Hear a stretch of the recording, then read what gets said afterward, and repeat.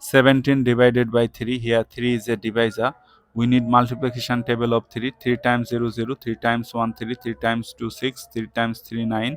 3 times 4, 12. To find out the multiplication table of 3, just add 3 with the previous step.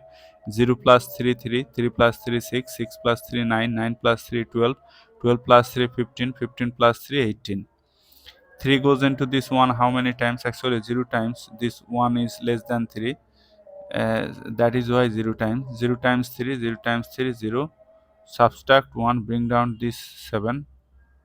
3 goes into 17 how many times? 6 times 18, which is getter. So 5 times. Write 5. 5 times 3, 15. If you subtract, you are getting 2. So our answer is 0, 5 means 5 remainder 2.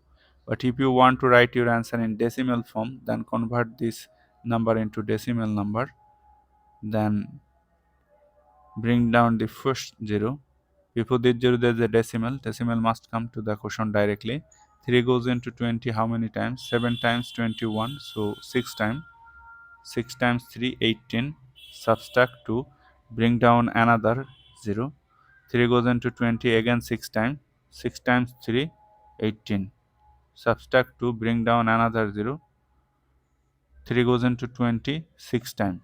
6 times 3, 18. Subtract 2. You can bring down more 0. Now you can place here 3 dot. So 5.666 dot dot dot is our answer. Look, after decimal we have just taken 3 digit. You can place here bar over 6 to mean that this 6 is repeating.